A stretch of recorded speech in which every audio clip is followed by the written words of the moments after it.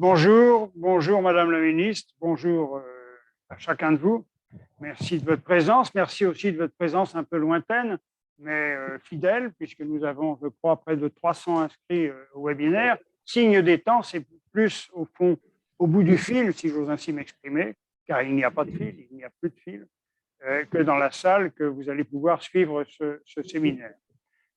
Donc, bienvenue à chacun de vous. Je voudrais évidemment vous présenter la façon dont les choses vont se passer. Ce qui est important ici, c'est l'échange, au fond. C'est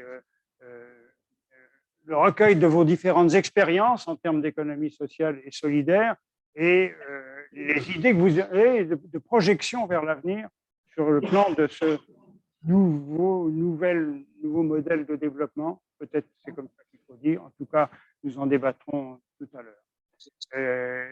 Nos intervenants sont à la fois présents ici, mais également à distance. Et dans un premier temps, je voudrais donner la parole, en tout cas, à Pascal Colin, qui est, lui, présent ici, puisque c'est un peu le régional de l'étape. Il est le président fondateur du réseau national de l'économie sociale et solidaire, le directeur général de l'association Initiative, qui nous accueille et que nous remercions de son accueil. Et il porte ce projet de réflexion collective sur l'économie sociale et solidaire entre l'Afrique francophone et la France. Madame la ministre, mesdames et messieurs et chers amis, je suis très heureux aujourd'hui de pouvoir vous accueillir dans les locaux de la Faculté libre d'études politiques Initiative de Montpellier. Je voulais simplement dire quelques mots. Et Edgar Morin nous a envoyé un petit message de sympathie. C'est un des grands penseurs de ce monde qui est en changement et en transformation. Tout à l'heure, la première maire adjointe de Montpellier, Madame Fanny Nombrecoste, est venue nous saluer au nom du maire de la ville de Montpellier. Et je me retrouve ici, dans ce lieu, avec un ami avec lequel on a, il y a une petite dizaine d'années, lancé la première faculté libre d'études politiques à Bourg-la-Reine, Jean Gattel, qui a été l'un des premiers ministres, le premier ministre de l'économie sociale et solidaire en France. Donc, Jean, je suis très heureux que tu sois là. Donc, Afrique, la France, il y a un sommet à Montpellier aujourd'hui. Nous sommes 300 connectés, je dirais, mais ce webinaire sera rediffusé sur les différents réseaux en tant que tel. Et c'est aussi l'occasion de lancer le réseau francophone de l'économie sociale et solidaire avec les acteurs. Et nous avons besoin aujourd'hui, nous sommes tous convaincus que le monde change, que nous avons besoin de nouveaux modèles de coopération et que nous avons aussi énormément de choses à recevoir de l'Afrique. Voilà, c'est une coopération, c'est un échange. Ensemble, nous devons être des porteurs de lumière et de fraternité. C'est dans cet esprit qu'est organisé ce webinaire aujourd'hui. Merci beaucoup, Pascal Colin. Pascal, tout simplement. Non, je n'ai pas besoin de micro car j'en ai un en permanence. Il faut d'ailleurs que je fasse attention à ce que je dis car mes secrets, sinon, seront éventés. Alors, je vais vous rappeler simplement brièvement qui sont les participants à ce panel, on va dire, puisque c'est comme ça qu'on vous appelle à partir de maintenant. Vous faites partie d'un panel. D'abord, Madame la Ministre, Madame Myriam Dossou d'Almeida, qui est ministre du Développement à la base, de la jeunesse et de l'emploi des jeunes au Togo. Vaste domaine, Madame la Ministre, et je crois que vous allez pouvoir nous parler tout à l'heure de votre conception, au fond, du développement et de l'emploi des jeunes, notamment dans le cadre de cette économie sociale et solidaire. Maître François Roux, qui est lui-même aussi, qui devait être présent, mais qui, pour des raisons de santé, a dû rester chez lui. Maître François Roux est, lui, avocat. Alors que diable, au fond, vient-il faire dans cette galère, dit-on, mais il est avocat spécialisé à l'international, notamment des droits humains. Alors, nous verrons aussi peut-être en quoi est-ce que, sur ces questions, et notamment à partir de la Déclaration universelle des droits de l'homme, l'économie sociale et solidaire a un rôle important à jouer. Madame Sylvie Bekoun-Favi, qui était également, elle n'est pas absente, elle est très présente, mais elle est au Bénin, et elle est présidente du nouveau réseau francophone dont vient de parler Pascal Colin, de l'économie sociale et solidaire, le REFRES, qui est l'organisateur de ce séminaire. Madame Bekoum Favi est socio-anthropologue et coordonnatrice de l'Institut de formation en économie sociale et solidaire. Monsieur Mamba Soare, lui, est présent. Il nous vient du Sénégal et il est cofondateur de Make Sense Africa. Alors, Make Sense Africa, ça a une petite résonance anglaise dans un réseau francophone, mais on ne vous en veut pas. Où il contribue très fortement à valoriser les initiatives des jeunes et il a été, disons-le tout de même, dans cette maison, formé par le réseau Initiative. Au fond, vous revenez toujours sur vos terres de formation.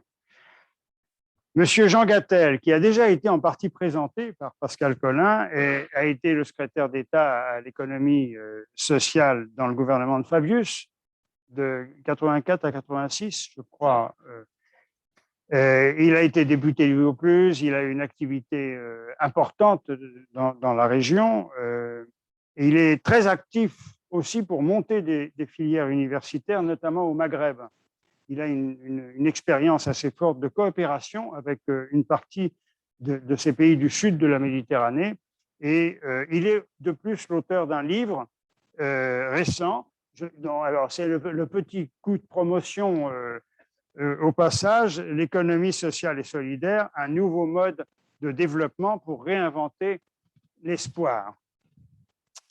Madame la ministre, je me tourne maintenant vers vous. Je ne sais pas si d'ailleurs, pour me tourner vers vous, il faut que je regarde, que je tourne le dos aux autres intervenants, mais ça n'est que momentané. Madame la ministre, au fond, vous merci d'abord d'avoir pris sur votre temps pour participer à nos réflexions. Je vous donne la parole et je voudrais peut-être que vous nous expliquiez comment est-ce que les questions de l'emploi des jeunes, qui sont au cœur de vos actions, viennent trouver un appui dans la conception, dans la réflexion sur l'économie sociale et solidaire. Merci, monsieur.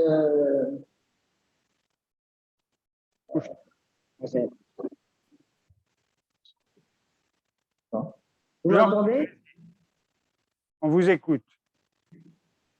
Je vous remercie donc de me donner la parole. Monsieur le directeur général de la faculté libre d'études politiques et d'économie sociale et solidaire,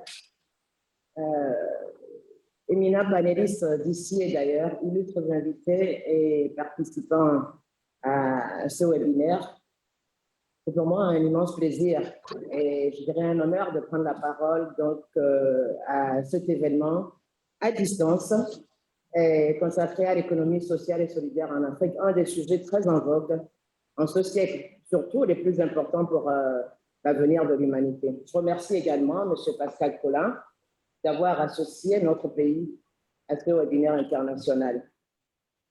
Vous savez, depuis quelques années, l'entrepreneuriat social semble s'imposer comme une nouvelle façon de faire du business dans le monde. Il peut sembler naturellement impossible de transformer une entreprise commerciale au point qu'elle devienne totalement sociale. L'entrepreneuriat social, c'est sûr, n'est pas aux antipodes de la recherche de bénéfices. Et il implique juste de concentrer son activité lucrative ou non sur les besoins réels de la communauté. Ce qui n'occulte naturellement pas totalement la notion de bénéfice, mais intègre pour nous une approche basée sur la prise en compte prioritaire de l'humain.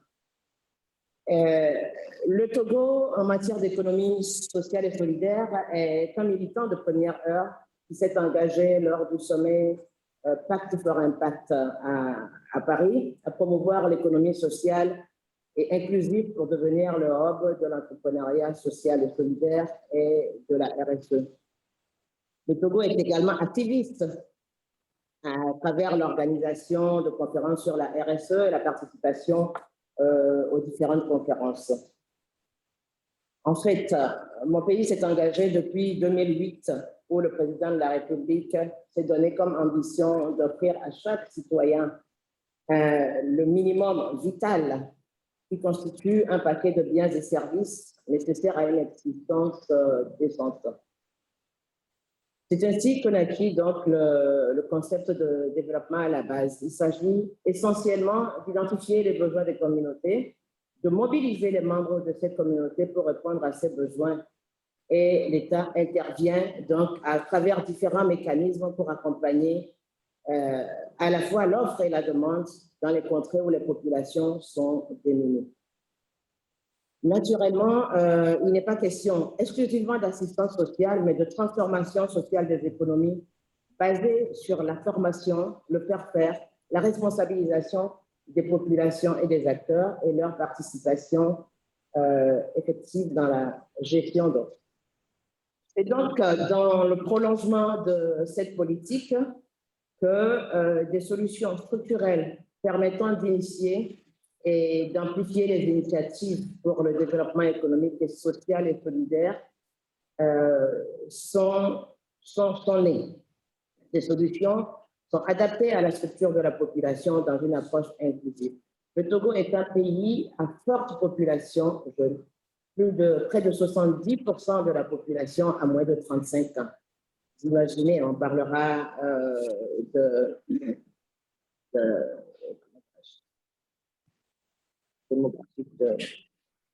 dividendes démographiques comme pour toute l'Afrique. Et donc, dans la poursuite du développement de notre pays centré sur les jeunes, il s'est avéré nécessaire d'instaurer et de créer des programmes de promotion de l'entrepreneuriat des jeunes. Ces jeunes qui sont à la fois dans les villes et dans les villages. L'économie sociale et solidaire, c'est un outil au fond, un outil au service de l'emploi, un outil social.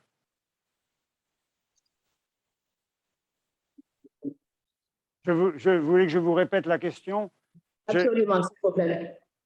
Je vous demandais si, à vos yeux, l'économie sociale et solidaire était un outil au service de l'emploi, un outil social, un outil qui vous permettait de satisfaire cet objectif dont vous venez de parler, qui consiste avec une population très jeune au Togo, trouver un minimum en termes d'emploi, en particulier pour la jeunesse. Définitivement. Ce qu'il faut dire, quand on a une population fortement jeune, dans un pays ou dans une économie, dans un environnement où il y a beaucoup à faire, les communautés ont des besoins. Donc, l'économie sociale et solidaire reste la meilleure approche pour structurer les idées, les projets qui répondent aux projets des populations et en face mettre des jeunes, les organiser, les former, les transformer pour qu'ils puissent apporter des solutions à leur communauté. Je donnerai l'exemple, par exemple, du volontariat.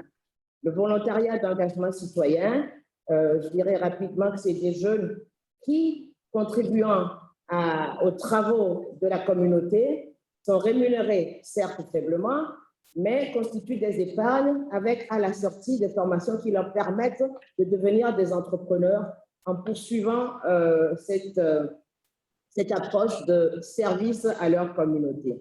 Il y a un programme également s'agissant de l'emploi des jeunes, je dirais des jeunes dans les zones urbaines, ou je dirais des jeunes dans l'économie moderne. Donc, il y a un fonds qui est créé, le Fonds d'aide à l'initiative pour l'emploi des jeunes.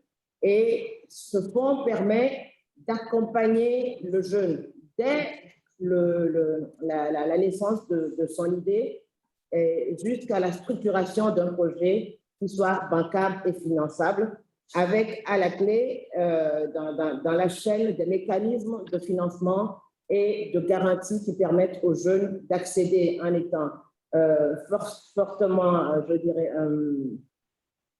prêt à développer son entreprise pour répondre aux besoins de sa communauté et aux besoins des gens de la société, et permettre donc à ces jeunes de développer des entreprises.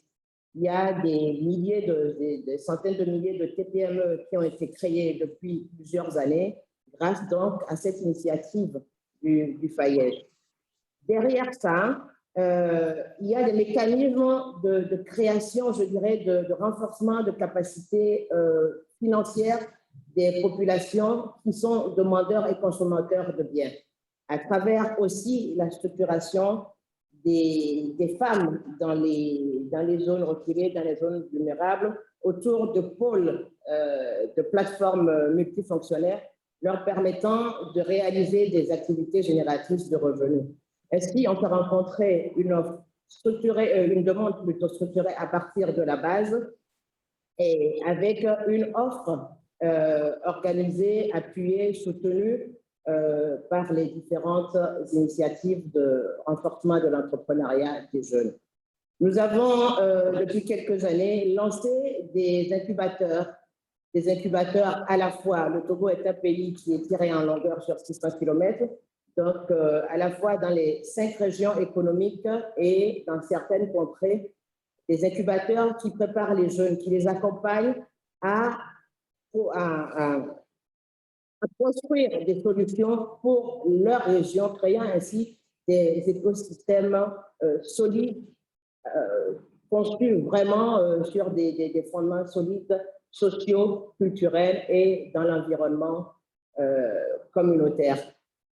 Ces incubateurs ont produit de jeunes startups qui, depuis la crise de la Covid, et il faut le dire, la Covid nous a interpellés, elle a aussi permis de développer, d'innover et de créer de nouvelles formes d'entreprises, d'initiatives au service de l'ensemble de la population. Les incubateurs ont été vraiment des accélérateurs de l'économie sociale et solidaire dans notre pays. Au fond, on peut dire que la Covid, quelque part, même si ça a posé de graves problèmes, ça a été un peu une chance pour la relance de l'économie aujourd'hui? Absolument. La Covid nous a fait prendre conscience, tous d'ailleurs, de l'importance des humains. Et plus qu'une belle opportunité, c'est le changement de paradigme qu'il impose et que les États doivent soutenir et se développer en s'assurant d'embarquer toutes les âmes de nos pays. C'est ici que toute la politique d'inclusion entreprise depuis 2008 par le président de la République, son Excellence, M. Faure Eswatini Gnassingbé, prend tout son sens. Et quand on observe bien, les communautés, loin des systèmes consuméristes, ont démontré une résilience exceptionnelle car étant naturellement et historiquement habituées à la solidarité. Merci beaucoup, Madame la Ministre. Bien sûr, nous allons revenir sur les échanges que nous allons avoir. Mais nous allons peut-être poursuivre les interventions du panel, si vous le permettez maintenant, et revenir à vous aussitôt après. Je voudrais me tourner vers vers Maître François Roux, qui est lui aussi en distanciel.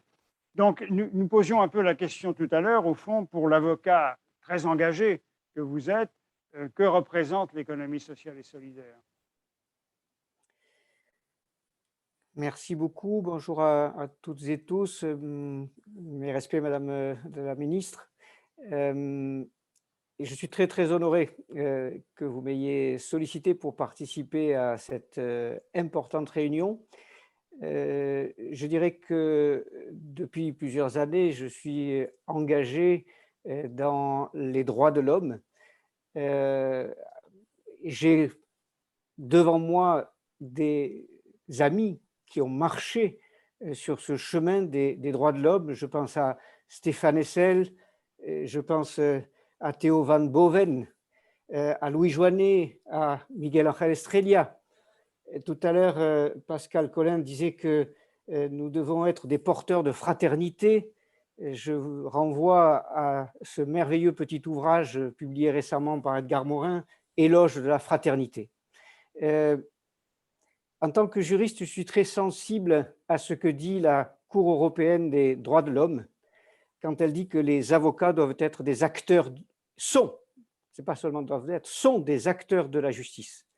Et en effet, nous qui travaillons sur ces grands textes, comme la Déclaration universelle des droits de l'homme, et tout ce qui en a découlé, je pense aux 2 pactes de New York, et notamment évidemment le pacte des droits économiques et sociaux, mais aussi, je pense à ces textes régionaux, que ce soit en Europe, la Convention européenne des droits de l'homme, en Afrique, la Charte africaine des droits de l'homme, vous verrez qu'ils ont tous repris les mêmes principes, à savoir que tout humain a droit à un travail qui lui procure un niveau de vie suffisant et satisfaisant. Et la Déclaration universelle des droits de l'homme, elle ajoute également le droit au repos. Voilà. Donc, il me semble qu'aujourd'hui, l'économie sociale et solidaire s'inscrit totalement dans les principes et les valeurs qui ont été mis en place en 1948. Et je crois que c'est toujours important de revenir à l'origine, de revenir à ce texte fondamental qui est la Déclaration universelle des droits de l'homme, mais aussi à tout ce qui s'est mis en place, à tout ce que les humains ont mis en place depuis pour donner un contenu concret aux droits de l'homme. Et je vous parlais de la Cour européenne des droits de l'homme. Elle a rendu une décision que j'aime beaucoup et qu'elle a répétée souvent depuis. Elle dit qu'elle défend des droits de l'homme non pas théoriques ou illusoires, mais concrets et effectifs. Et pour moi, l'économie sociale et solidaire, c'est précisément la mise en œuvre de droits concrets et effectifs qui sont dans nos textes fondamentaux. Et c'est en ça que votre débat d'aujourd'hui m'intéresse beaucoup. Je ne suis pas du tout un spécialiste de l'économie sociale et solidaire, mais je suis très, très heureux de voir qu'effectivement, en économie, on peut mettre en œuvre les droits humains. Voilà un petit peu ce que je voulais dire à ce stade et je suis prêt à répondre à d'autres questions. Alors, vous n'allez pas vous en tirer à si bon compte, parce que moi, j'ai regardé avec intérêt, même si je la connaissais auparavant, mais relu le préambule de la Déclaration universelle des droits de l'homme. Et j'ai lu en particulier des mots qui sont des mots assez forts, qui cadrent peut-être avec l'économie sociale et solidaire. Le mot de dignité, les mots égalité des droits de l'homme et des femmes, et qu'ils se sont déclarés résolus à favoriser le progrès social et à instaurer de meilleures conditions de vie dans une liberté plus grande. Au fond, selon vous, c'est un peu la condamnation de la société du profit? Ah, pour moi, c'est totalement la condamnation de la société du profit et j'ai un profond respect pour celles et ceux qui, en 1948, réalisons, au sortir de la guerre, ces gens de toute nation qui se réunissent et qui effectivement écrivent ce préambule de la Déclaration universelle des droits de l'homme.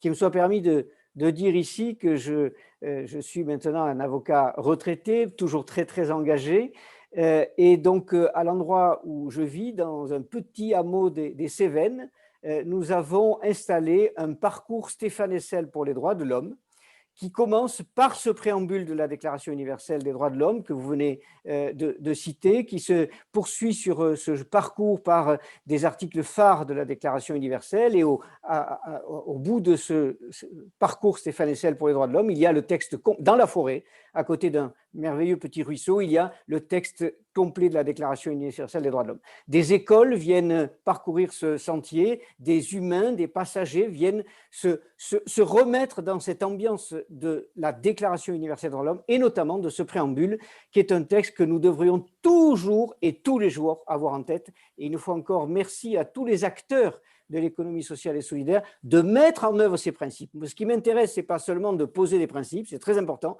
mais ce qui m'intéresse, ce sont les acteurs qui, au quotidien, font vivre ces principes. Et je suis convaincu que tous ceux qui sont dans l'économie sociale et solidaire mettent très concrètement, comme le dit la Cour européenne des droits de l'homme, en pratique ces principes de manière concrète et effective.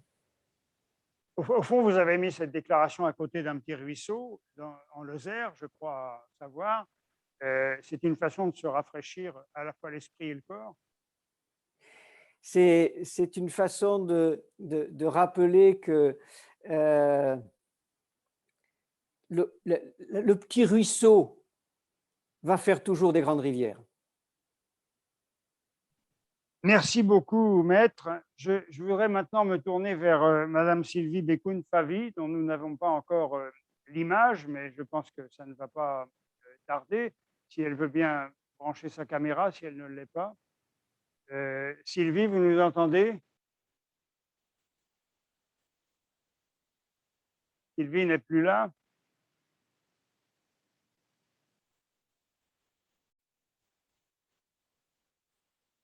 Allô, Sylvie? Nous n'avons. Alors, écoutez, ce n'est pas un problème. On va inverser l'ordre que j'avais prévu et soigneusement travaillé et polissé. Il était fait pour être modifié.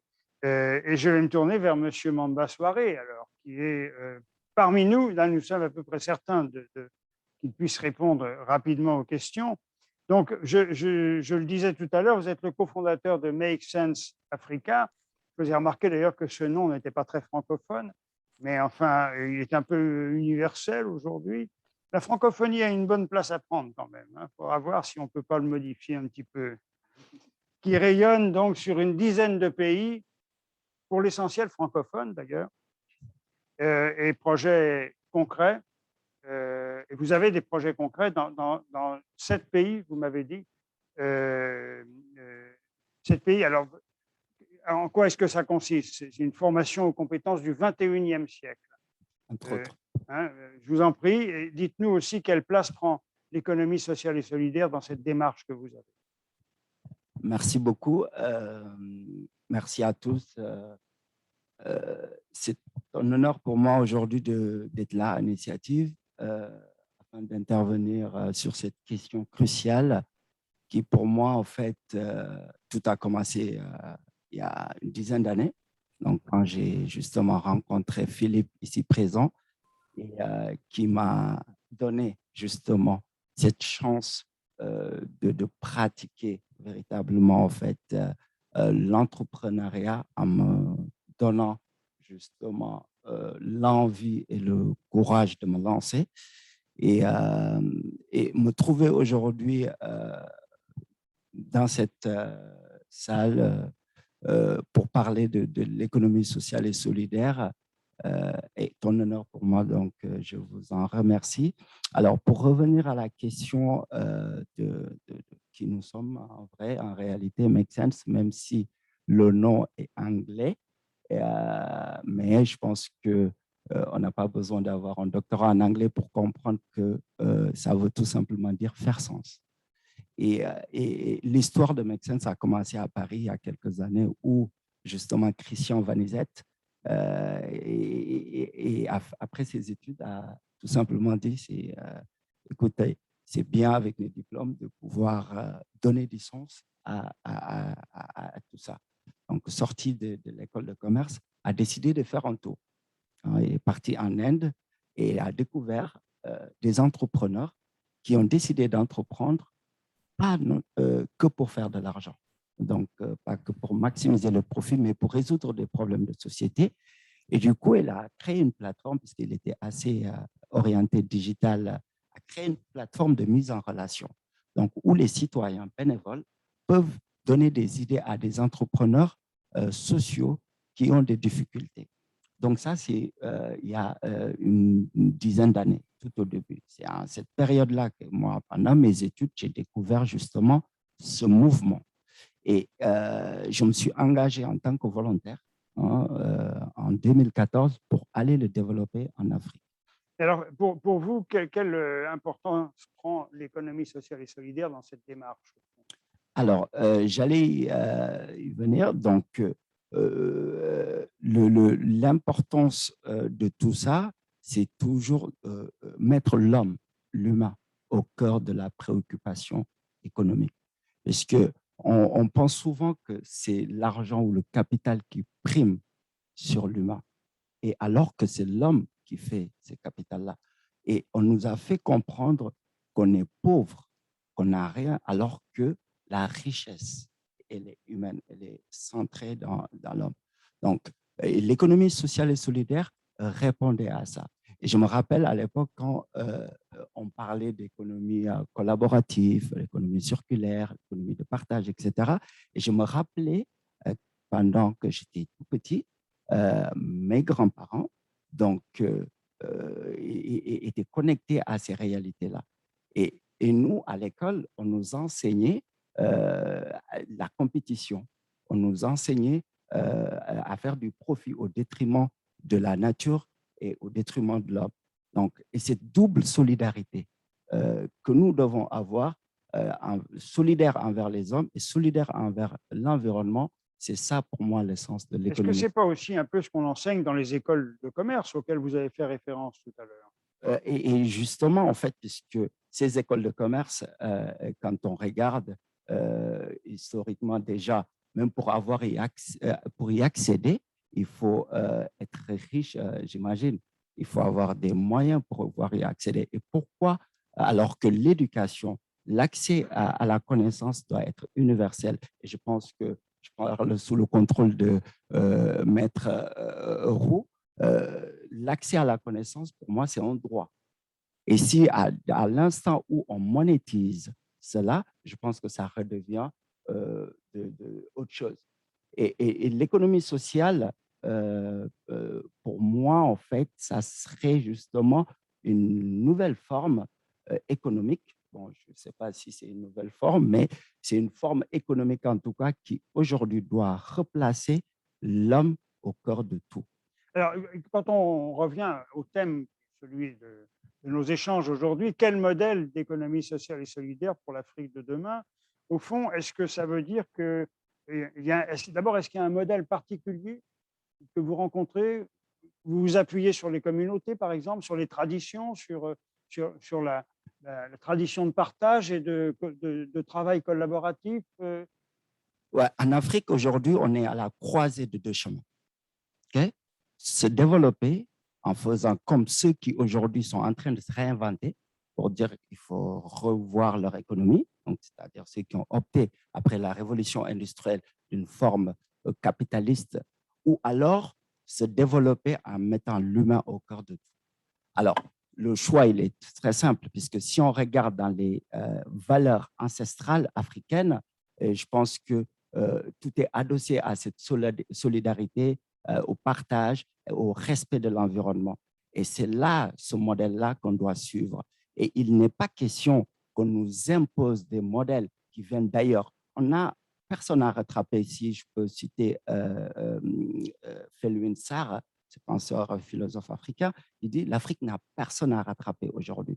On doit avoir nos propres modèles. Et ces modèles-là, l'Afrique a beaucoup et longtemps inspiré l'humanité. Et c'est là où on doit regarder. Aujourd'hui, où l'avenir est en train de se jouer en Afrique, avec un continent qui sera plusieurs milliards bientôt et le plus gros marché. Et si on laisse, comment dirais-je, le capitalisme se développer au détriment de cette économie sociale et solidaire, je pense qu'on sera mal barré. On va se retrouver à se poser des questions dans une cinquantaine d'années que les pays développés aujourd'hui sont en train de se poser. C'est-à-dire qu'il faut réinventer leur modèle économique et cela, ça sera trop tard. Merci beaucoup, M. Soiré. Bien sûr, nous allons revenir sur toutes ces questions ensuite. Alors, je vois que nous avons retrouvé Sylvie Bekoun-Favi, qui est à nouveau parmi nous. Voilà, je vais vous donner la parole. Je crois que vous êtes également secrétaire général du consortium pour la promotion de l'économie sociale et solidaire au Bénin.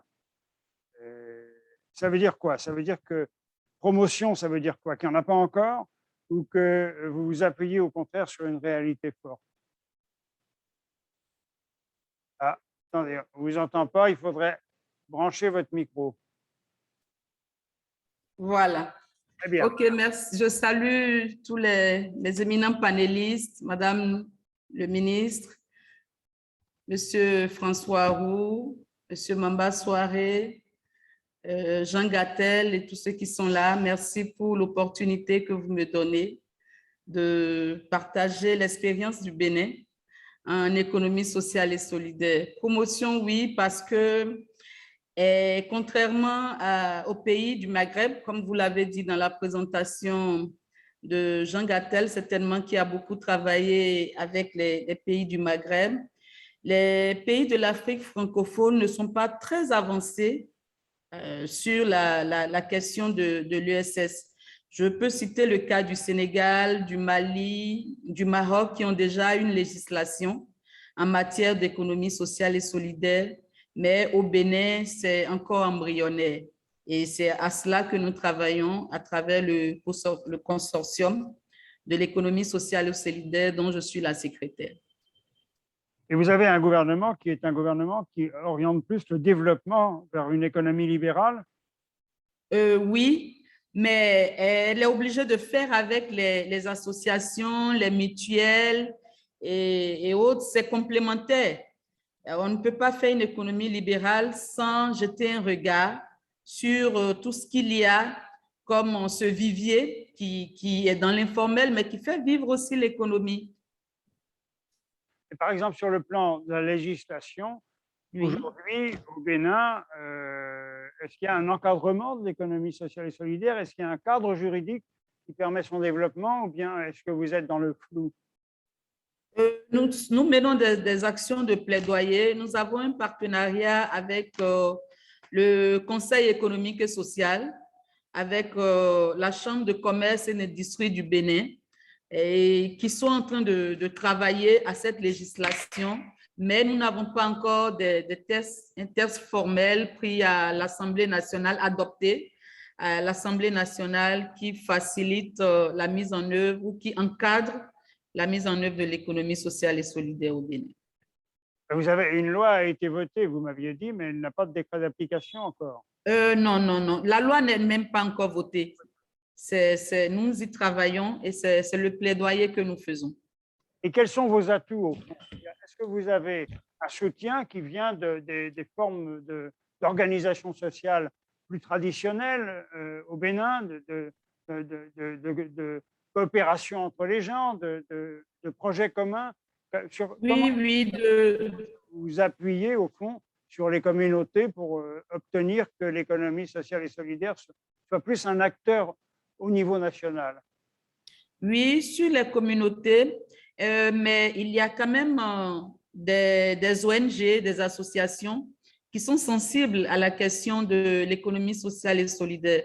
Nous avons le groupe béninois de l'économie sociale et solidaire, le GBES, qui est membre du réseau africain de l'économie sociale et solidaire, qui a été créé depuis 2008 et qui travaille aussi à l'avancée de l'ESS au Bénin.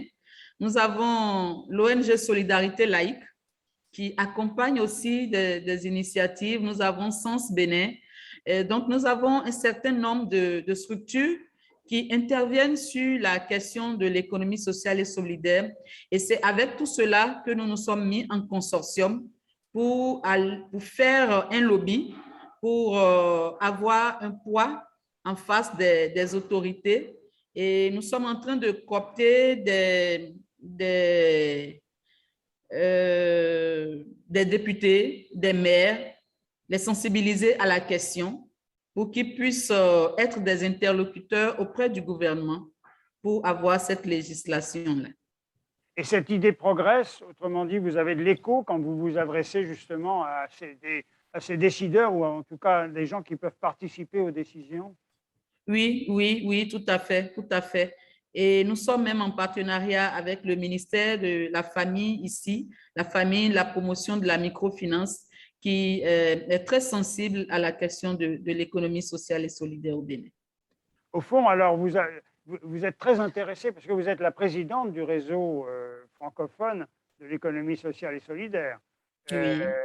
La coprésidente, je crois. Ça veut dire que vous avez un intérêt qui est un intérêt national et personnel. Le REFRES, en quoi est-ce qu'il peut vous aider, au fond, à développer l'ESS au Bénin? Le REFRES, déjà de par ses membres d'honneur, Jean Gattel, qui a été secrétaire d'État pendant longtemps à l'économie sociale et solidaire, qui sera d'un apport assez bénéfique pour le REFRES.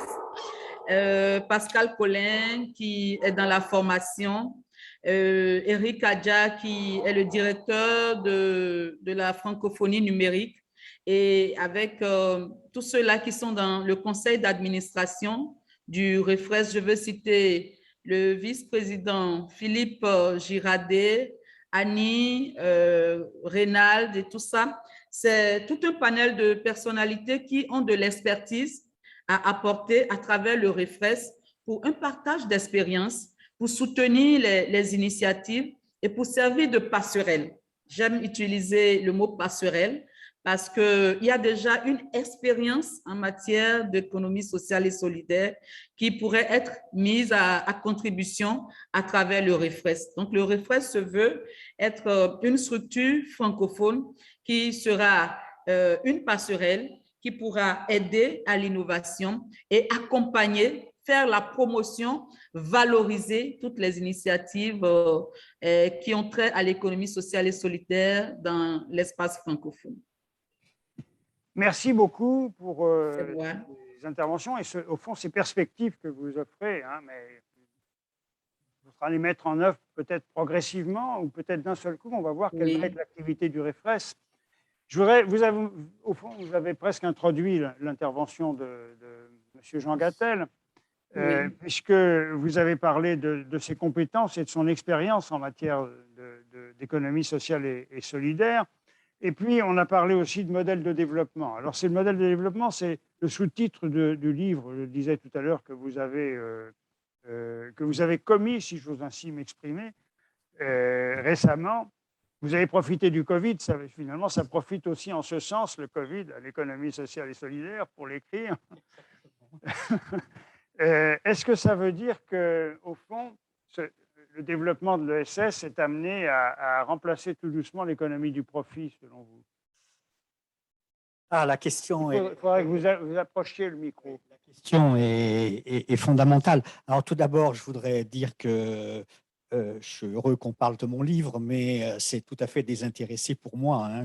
Je ne perçois aucun droit d'auteur sur cet ouvrage. C'est du bénévolat, pur et simple, parce que j'ai pensé à un moment, effectivement, comme j'avais du temps libre au moment de la pandémie, qu'il fallait que je résume dans un petit ouvrage très accessible, hein, un petit peu mon expérience de mon secrétariat d'État à l'économie sociale, hein, le premier qui a existé dans la République française, hein, créé par François Mitterrand en 1984, et que je montre également comment l'économie sociale française avait assumé son passé, comme ce qu'elle était à l'heure actuelle, et puis quel serait son futur. Et puis j'ai également développé ce que j'appelle la mondialisation de l'économie sociale, parce qu'à côté de la mondialisation capitaliste, hein, il est en train de naître une mondialisation de l'économie sociale. Et on le voit bien aujourd'hui autour de la table, hein, et qui touche en particulier les pays africains. C'est-à-dire qu'on est obnubilé par une forme de globalisation capitaliste, mais en réalité, en profondeur, dans les sociétés, en résistance à ce modèle capitaliste qui, je vais l'expliquer dans quelques minutes, est mortifère, hein.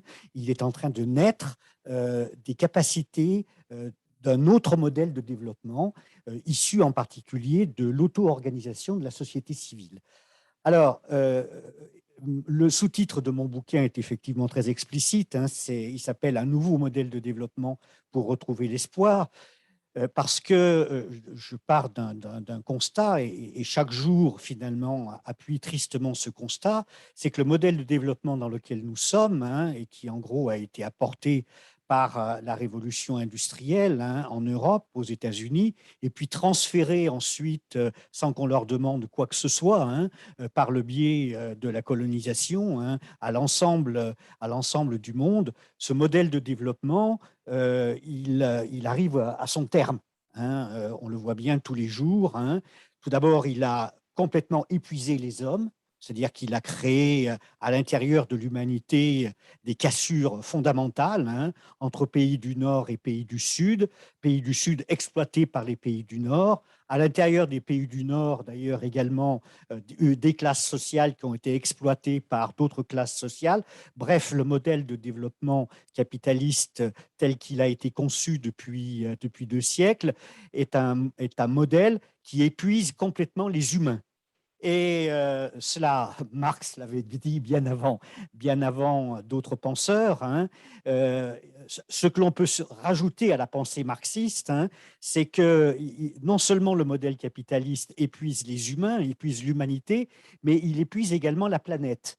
Et ça, c'est un élément tout à fait nouveau, hein, dont beaucoup d'acteurs n'ont pas pris conscience, y compris politiques, hein, y compris d'ailleurs dans les rangs des partis qui auraient dû être les premiers à prendre ce genre de considération en compte, hein, n'ont pas vu que ce modèle de développement, il était condamné parce qu'on ne peut pas se baser sur un modèle de croissance illimitée dans un monde qui est fini. Hein. Des statistiques extrêmement brutales, hein, s'imposent à nous. Si chaque humain sur la planète avait un mode de vie comparable aux États-Unis, au mode de vie moyen d'un Américain, il faudrait 5 planètes. Or, il n'y en a qu'une. Et s'il avait uniquement un modèle, les moyens de vie d'un Français moyen, il faudrait 2 planètes. Donc, on voit bien que ce modèle, il est intenable. Il est intenable parce qu'il génère des pollutions, il génère l'épuisement des ressources naturelles, il génère les pandémies, hein, il génère toute une série de catastrophes climatiques, hein, qui sont en train de nous tomber dessus avec une rapidité fulgurante. Enfin, on voit bien que ces 5 dernières années ont été marquées par une accélération des conditions du réchauffement climatique en particulier. J'ai envie de vous demander si vous êtes optimiste, parce que quand on regarde la situation dans les pays du Nord, pour les appeler comme ça, oui, on voit qu'il y a encore aujourd'hui des concentrations dans l'économie qui sont des concentrations énormes, avec mettant en jeu des sommes absolument fabuleuses, dont certaines sont au passage détournées d'ailleurs. Hein, on vient de le voir avec l'enquête d'un certain nombre de mes confrères. Oui. Oui.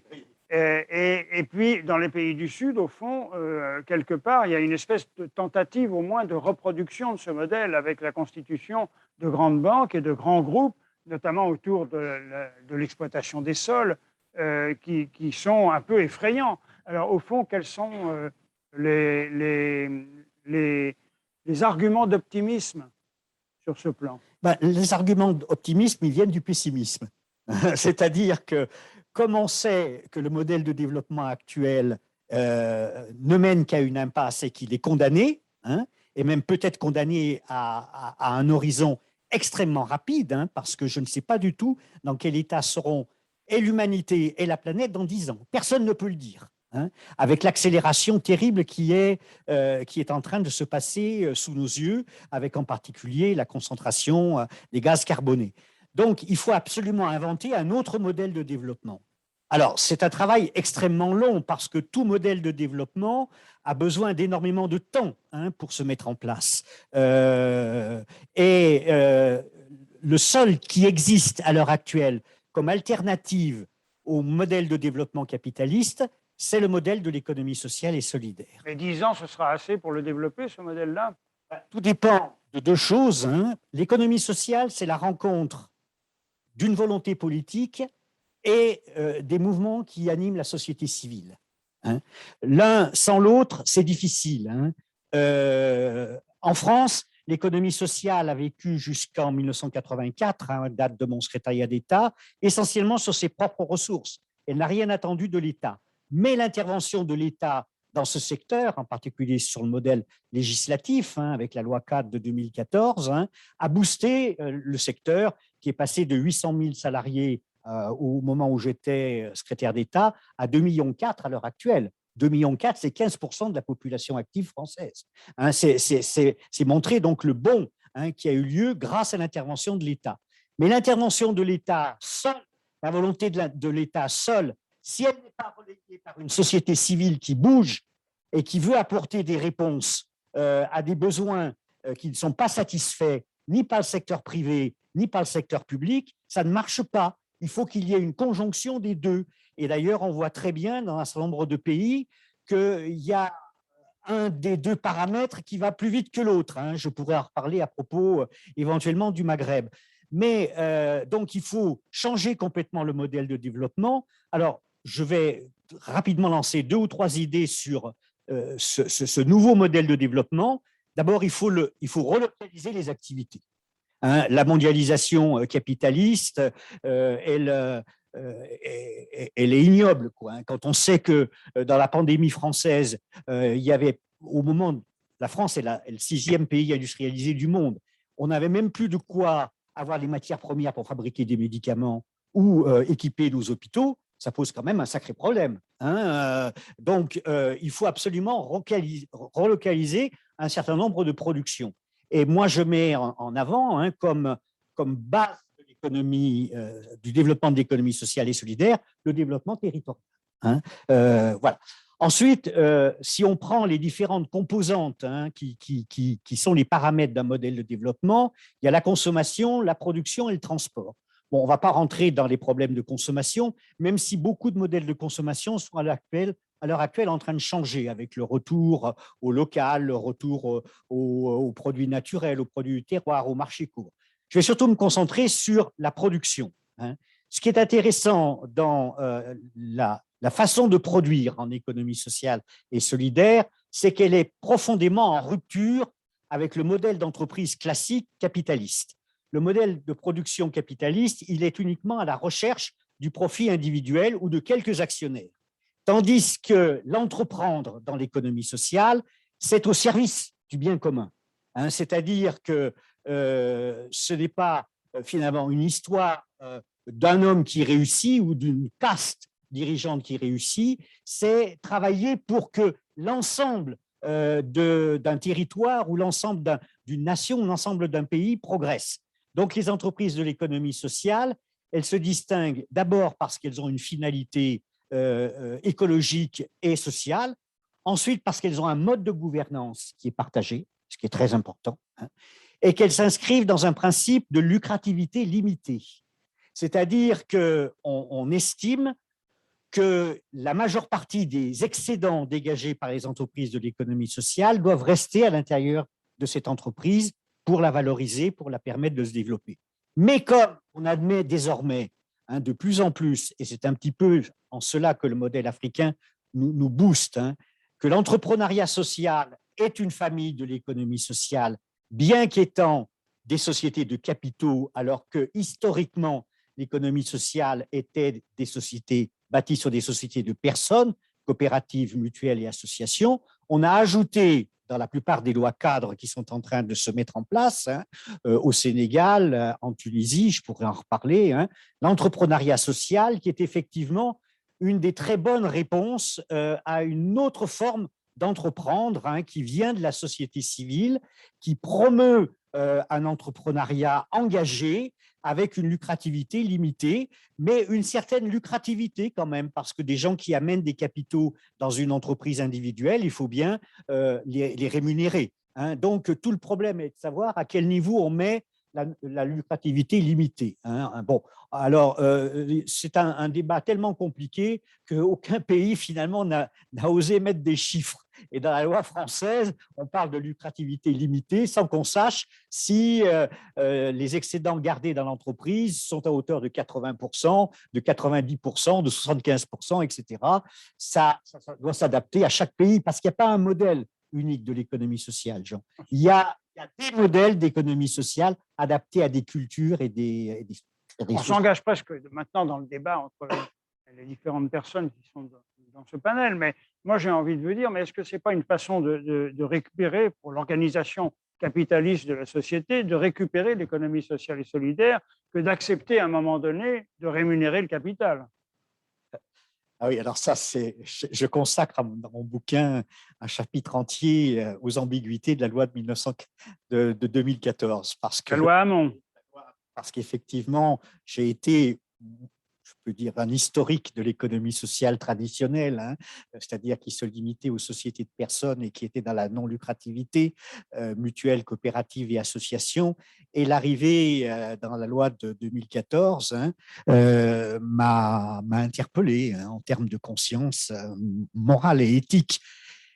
Mais je me suis dit que les barrières qui avaient été mises par sur l'entrepreneuriat social, à savoir que peut s'appeler entrepreneuriat social une entreprise qui respecte un cahier des charges extrêmement précis et extrêmement rigoureux, finalement faisait qu'il n'y avait pas de raison d'exclure du champ de l'économie sociale des petites entreprises, des PME, qui ont finalement un petit peu la même philosophie, les mêmes valeurs, et en particulier la valeur du axée sur la nécessité de la solidarité, de la fraternité, hein, pour faire plaisir à mon ami Pascal Colin, et la nécessité absolue, hein, de protéger l'environnement.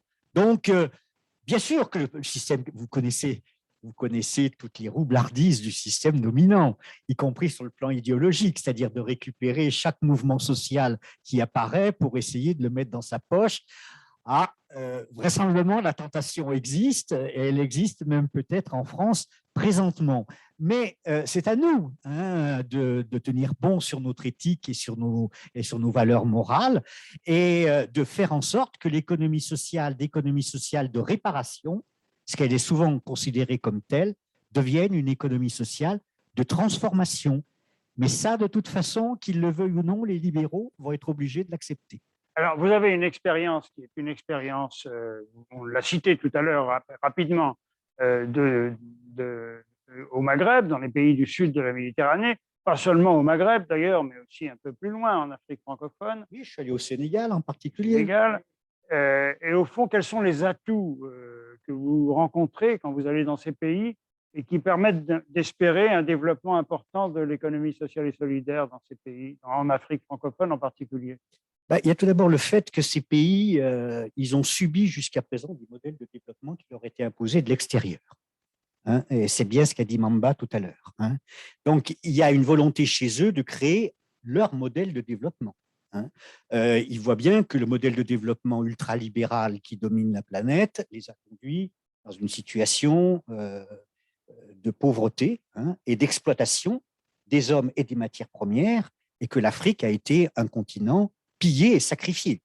Hein. Bon. Donc, il y a la volonté de reprendre en main son avenir. Et on ne peut reprendre en main son avenir qu'en mobilisant la société civile, en faisant comprendre aux gens que c'est d'abord sur eux qu'il faut qu'ils comptent pour essayer de créer des activités correspondant aux besoins de la population. Bon, ça, c'est le premier point.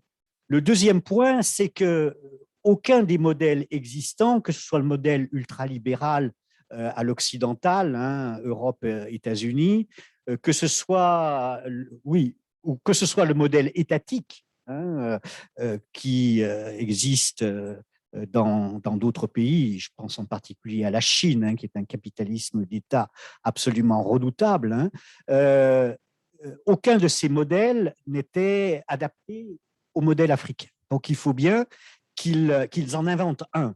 Et c'est ce qui explique en quelque sorte que depuis une vingtaine d'années, hein, l'Afrique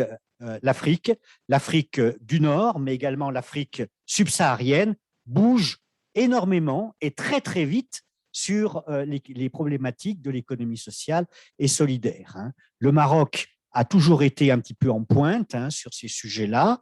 La Tunisie vient d'adopter une loi cadre qui malheureusement attend ses décrets d'application parce que la situation politique en Tunisie est extrêmement compliquée.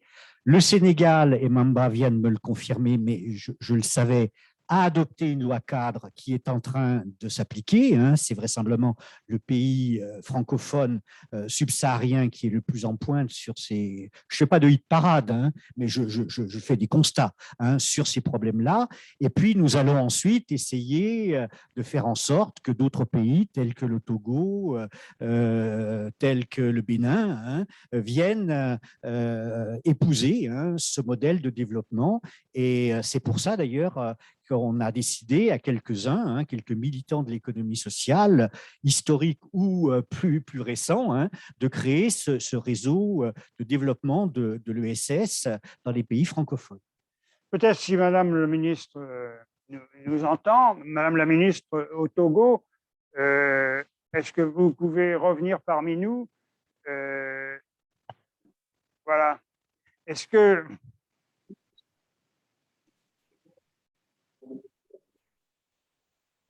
Madame la ministre, est-ce que vous avez entendu Monsieur Gattel? Est-ce que au Togo, justement, vous avez l'impression aujourd'hui que ces questions du développement dont vous avez la charge en particulier sont des questions qui peuvent être en partie résolues grâce à cette économie sociale et solidaire qui est en croissance?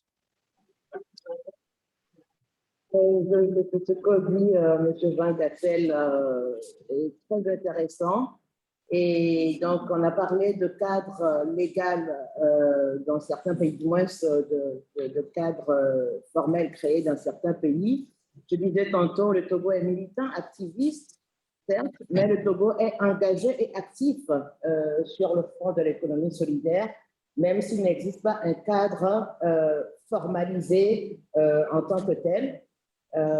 Mon ministère déploie des actions avec la population, avec la société civile, avec les jeunes et les femmes, promeut l'entrepreneuriat social dans un partenariat très fort avec les entreprises du secteur privé.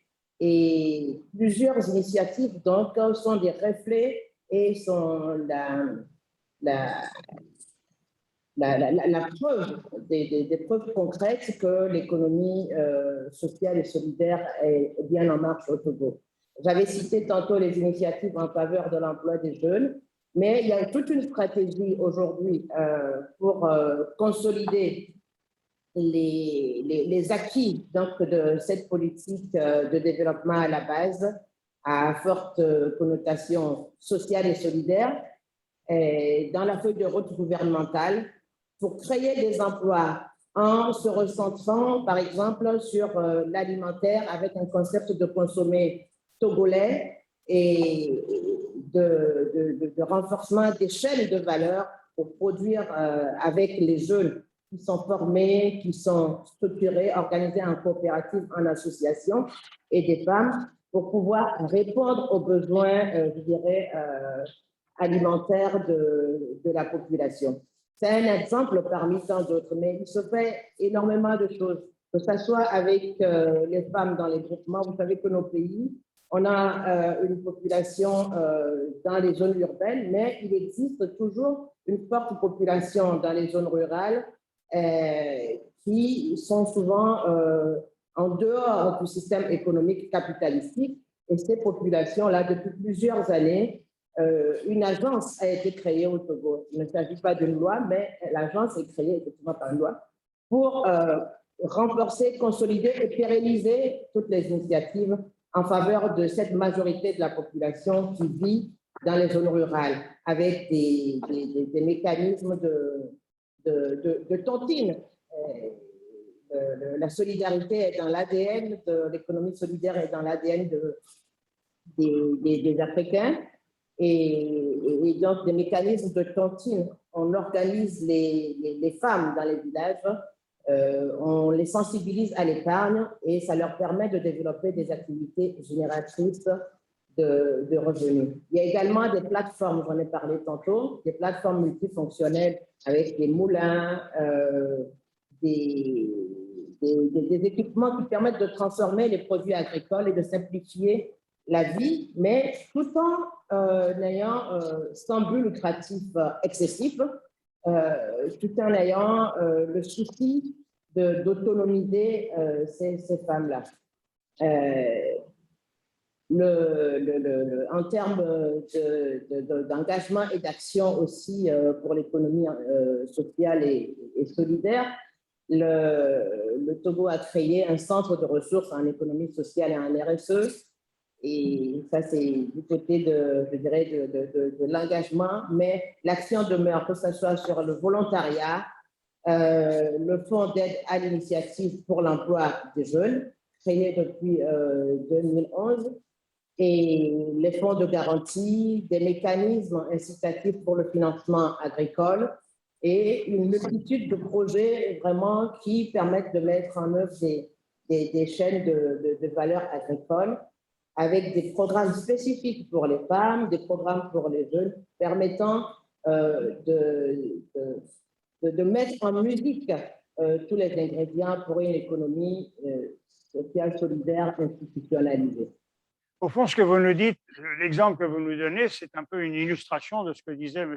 Gattel tout à l'heure. C'est-à-dire que le fait que vous vous efforciez de produire, par exemple, les éléments de subsistance, la nourriture au Togo, c'est à la fois construire une économie de solidarité sur place, économie sociale et de solidarité, mais en même temps au fond, un peu vous battre contre les grands réseaux internationaux qui font venir des avocats de Nouvelle-Zélande en hiver. Ça, vous le dites si bien. Je crois que la Covid, la crise, la pandémie a donné l'occasion à tous les pays de s'interpeller sur la nécessité de recentrer les efforts pour un développement endogène. Il est clair que l'inflation des besoins sociaux et l'impérieuse nécessité de protéger notre planète et nos humains doivent amener les pays à réviser leur approche et leur pensée, réviser leur approche et les priorités.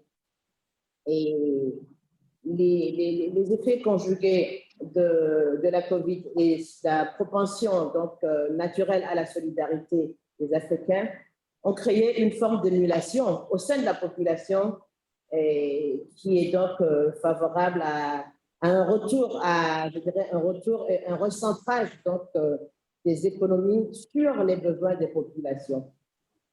L'Afrique de demain ne peut exister et devenir qu'en faisant prospérer des solutions endogènes dans un écosystème respectueux de qui nous sommes, une Afrique capable de s'appuyer sur ses forces et ses faiblesses en étant conscient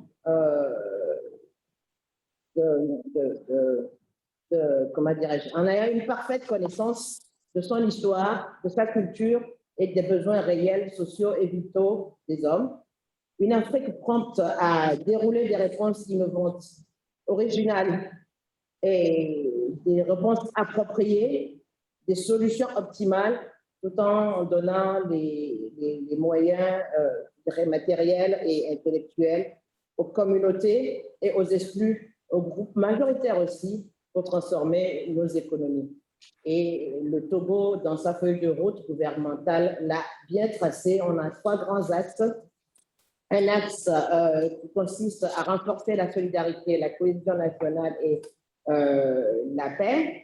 Un deuxième axe qui consiste à créer des emplois et des emplois décents en nous appuyant sur les forces de notre économie. Et un troisième axe qui consiste à la transformation numérique et à la modernisation donc, de notre pays. Je crois que la route est tracée, les axes et les orientations sont clairs, cohérents et structurés pour développer une économie forte, résiliente à partir de l'agriculture, par exemple, qui est l'une de nos belles opportunités et notre force. Merci beaucoup, Madame la Ministre. Je voudrais me tourner vers le membre de la soirée, parce qu'au fond, ces principes, cette réalité, ces solidarités dont a parlé Madame la Ministre maintenant, ce sont aussi des conditions que vous trouvez ailleurs, et notamment au Sénégal. Est-ce que c'est sur cette base que vous développez l'activité de l'économie sociale et solidaire? Oui, puisque c'est ça, en fait, justement. Donc, nous, on a identifié dans cette économie-là des jeunes qui entreprennent pour résoudre. Donc, il y a de l'autre côté des citoyens qui ont des compétences donc, et qui ont du temps à donner à ces entrepreneurs-là pour les aider à résoudre. Et la plupart de nos offres chez Make Sense, puisqu'on a 3 types d'offres, il y a la formation et l'éveil à ces formes d'économie pour comprendre que voilà, on peut entreprendre et allier utilité sociale et finalité, enfin, utilité économique, modèle économique et finalité sociale. Et on forme des jeunes aux compétences de base pour dire qu'on peut soit être entrepreneur ou être un salarié dans le secteur de l'économie sociale et solidaire. Donc ça, c'est un. Deuxièmement, il y a des gens, on leur donne envie d'entreprendre. Et là, on a mis en place un réseau d'incubateurs qui, en 7 ans, a pu accompagner une centaine d'entrepreneurs, pas qu'au Sénégal, un peu partout. Et j'ai des souvenirs, un exemple concret d'un entrepreneur qui développe des solutions de formation pour on va dire les jeunes femmes qui ont abandonné la scolarité et pour les insérer à travers l'activité économique, qui arrive à les insérer à hauteur de 80% dans le marché de l'économie sociale et solidaire. Et enfin, aujourd'hui, nos gouvernants, que ce soit les organisations publiques et privées, ont besoin aussi de l'aide de la société civile pour les aider à se transformer. Et des grandes entreprises aujourd'hui doivent se réquestionner sur le modèle. Donc, cette solidarité-là, elle est ancrée sur le pourquoi de Make Sense. Pourquoi on a créé Make Sense? Pourquoi je l'ai initié en Afrique? C'est justement pour aider les jeunes à acquérir de nouvelles compétences clés pour leur employabilité. Deuxièmement, pour accompagner des entrepreneurs à impact ou projets à impact social ou environnemental à passer de l'idée jusqu'au développement et créer de la valeur économique et sociale. Et enfin, aider nos organisations privées ou publiques à se transformer pour être en phase avec les valeurs qu'on retrouve dans l'économie sociale et solidaire. Donc, et cette solidarité-là, je pense que doit être couplée de réactivité.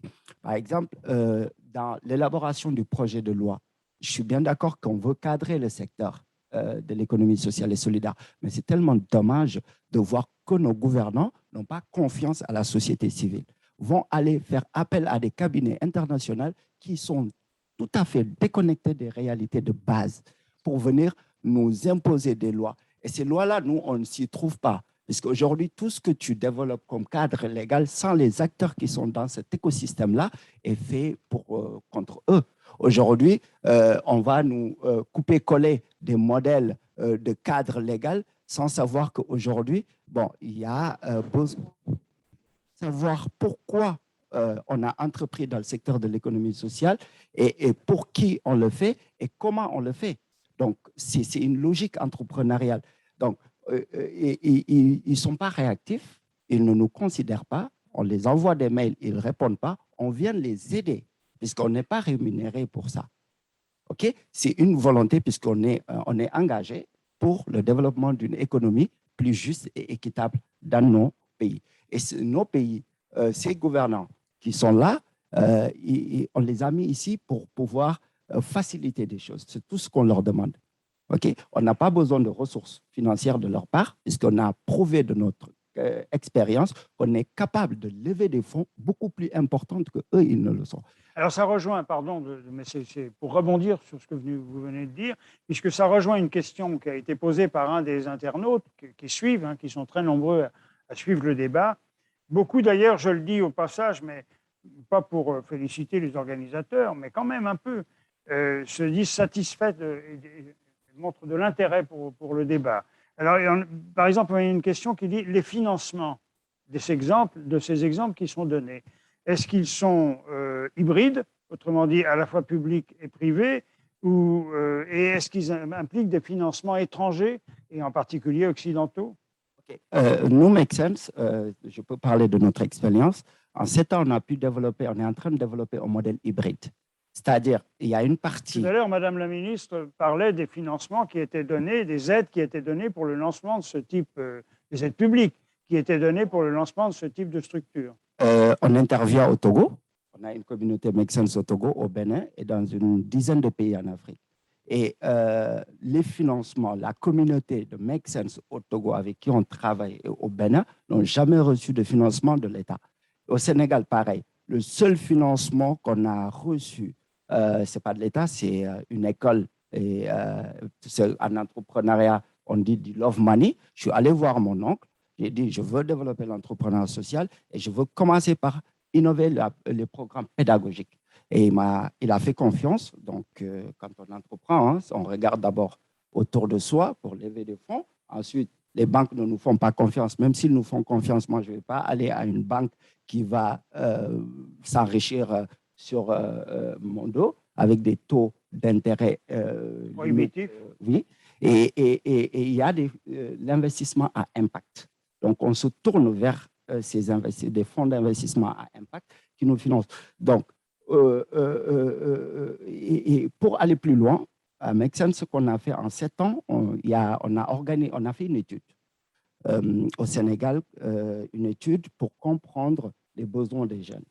Donc, ils nous ont l'étude sur une centaine d'organisations de jeunes. L'étude nous a révélé que les jeunes ont besoin d'être formés par une formation de qualité pour du travail.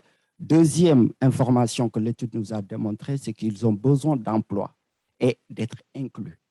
On a créé un programme qui s'appelle Espoir et Résilience. Donc, c'est le programme où on s'est organisé. Les 10 organisations qui sortent en tête en termes de leur capacité, en termes de leurs compétences et ressources, on s'est mis ensemble pour créer le consortium national Jeunesse Sénégal. Et ce consortium, aujourd'hui, c'est représenté par une dizaine d'entreprises sociales qui sont des organisations de la société civile pour aller mobiliser des fonds et aller voir les financeurs traditionnels de nos pays, qui sont l'Union européenne, les banques, pour dire, OK, depuis des années, les gens lèvent des fonds au nom de la jeunesse. Sans la jeunesse, on ne s'y trouve pas. On leur a présenté le projet et l'Union européenne a financé ce projet qu'on va mettre en place en banlieue pour impacter 1 million de jeunes sénégalais d'ici 2030, avec un projet qui est sur 3 volets, l'apprentissage, l'entrepreneuriat et l'insertion. Donc, voyez-vous qu'aujourd'hui, on constitue une force nouvelle capable et qui est légitimée par nos expériences de 7 ans, une dizaine d'années sur le terrain, où que ça soit Make Sense, IFO Policy, Joko Labs, Impact Hub, toutes ces organisations qui ne sont pas qu'au Sénégal, elles sont un peu partout en Afrique francophone, on s'est organisé pour constituer une force nouvelle afin d'apporter une réponse urgente aux problèmes que rencontrent les jeunes dans un premier temps, puisque dans nos économies, il faut savoir qu'aujourd'hui, 70% des populations sont constituées de jeunes de moins de 35 ans. Et ces jeunes-là, c'est eux qui sont les architectes de l'économie de demain. Il faut qu'on les insuffle, on les donne les moyens pour pouvoir bâtir ce continent dont nous souhaitons. Je n'ai rien contre nos gouvernements ou quoi que ce soit. Au contraire, je veux mieux collaborer avec eux. Mais comment collaborer avec eux s'ils ne nous font pas confiance? Comment collaborer avec eux si à chaque fois on nous considère comme étant des bénéficiaires, alors que nous, on ne se considère pas comme des bénéficiaires. On est des acteurs et on contribue, des acteurs de la société civile qui contribuent à cette économie-là. Aujourd'hui, Make Sense, pour finir, j'ai commencé en tant que volontaire de service civique, donc grâce à la France. Okay? J'ai appris l'économie sociale et solidaire et je me suis dit, tiens, en fait, c'est une économie qui ressemble plus à ce que nous pratiquaient mes grands-parents. Okay? Je me suis engagé et en 7 ans, aujourd'hui, c'est 30 collaborateurs avec un modèle de redistribution de salaire où on a des valeurs. Hein? On a mobilisé en 5 ans plus de 5 millions d'euros et développé plus de 14 projets qu'on est en train de faire et des projets innovants dans toute l'Afrique francophone presque. Et on est dans des pays où, dans le Sahel, par exemple, où au lieu où on sait la situation du Sahel, la jeunesse qui rejoint le terrorisme, aujourd'hui, on les occupe à travers des formations insertion sur les nouvelles compétences que le digital. On les forme et on les met en relation pour qu'ils puissent trouver du travail. Ça, c'est du concret. Et on a pu former plus de 10 000 jeunes gratuitement dans ces pays, gratuitement. Et accompagner plus d'une centaine d'entrepreneurs. Des fois, il y en a d'autres qu'on trouve dans leur garage qui n'ont pas de moyens pour pouvoir se développer. Aujourd'hui, ils ont plus de 20 salariés IAB, Institut africain. Tout ça, vous pouvez les chercher sur Internet. C'est du concret. On n'est pas là pour dire que ça ne marche pas. Madame Bekoun, Sylvie, vous êtes avec nous, vous nous entendez, je vois que vous réagissez. Donc, comment vous réagissez à ce débat au fond au Bénin? Est-ce que vous vous sentez dans le même mouvement ou est-ce que vous pensez que vous avez encore beaucoup de chemin à faire? Micro. Micro. Il faut que vous branchiez votre micro, Sylvie. Non, voilà, c'est bon. J'étais coupée par la régie. Oui, c'est le même combat. Ici, il y a beaucoup d'initiatives d'incubateurs.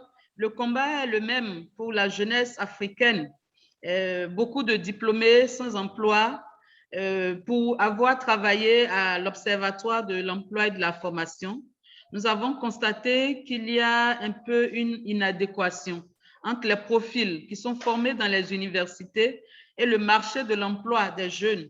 Et l'entrepreneuriat vient comme une solution pour ces jeunes-là, pour pouvoir créer beaucoup de réponses aux problèmes sociétaux. Donc, je partage l'expérience de Mamba. Merci beaucoup. Maître Roux, est-ce que vous avez de votre côté des recommandations à formuler en termes de droit? Je veux dire, ce développement, au fond, c'est un développement qui n'est pas nouveau, mais qui met en cause la domination économique sur la société. Jean Gattel parlait tout à l'heure de marxisme, au fond.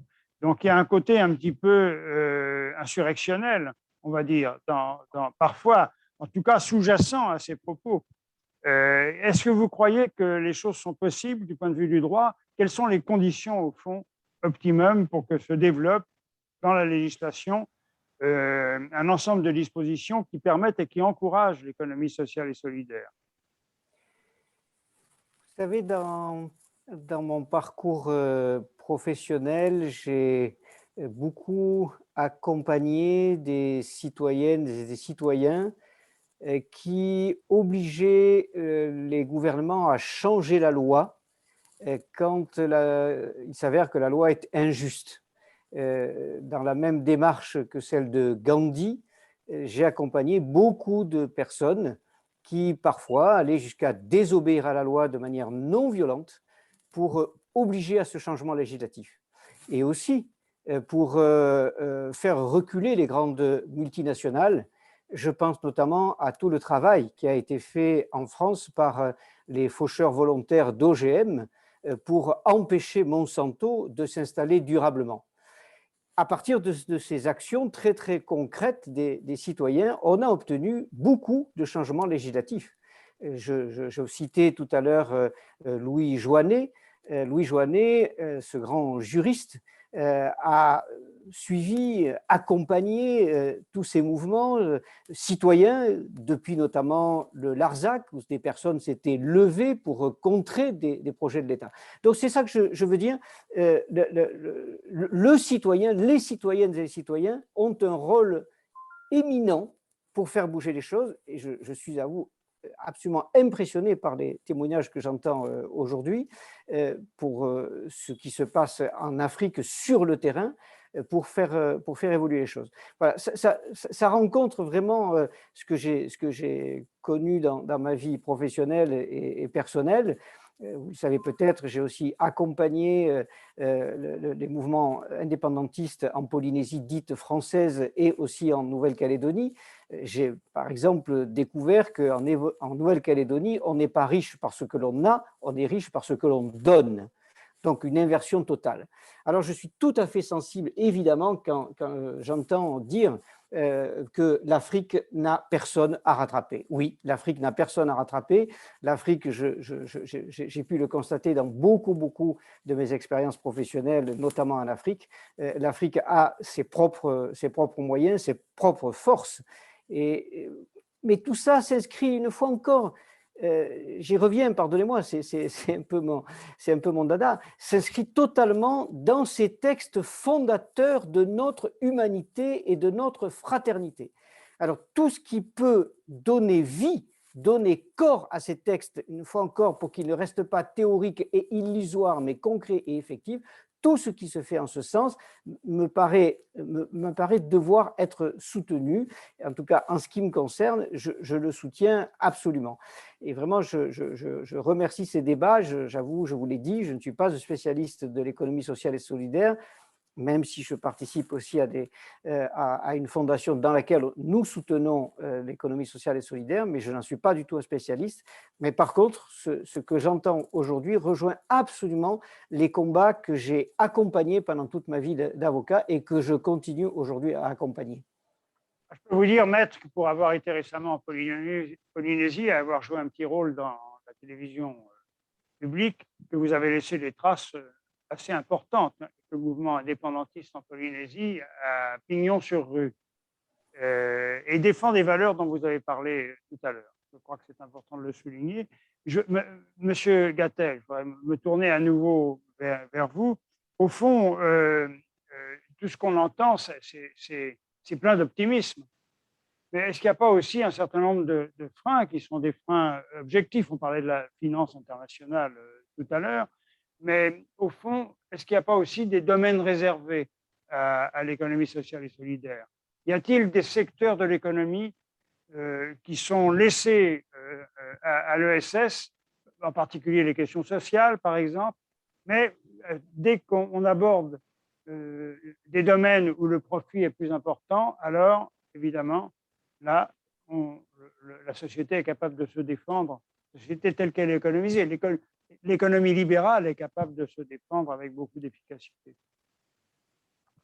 Alors, pardon, excusez-moi, j'ai tendance, entre mes notes, mon stylo, et d'oublier mon micro. Alors, Plus près de la bouche. Pardon. Voilà. Alors, tout d'abord, je voudrais revenir un petit peu sur ce que j'ai dit, et de façon à ce qu'il n'y ait pas de mésentente sur mes propos.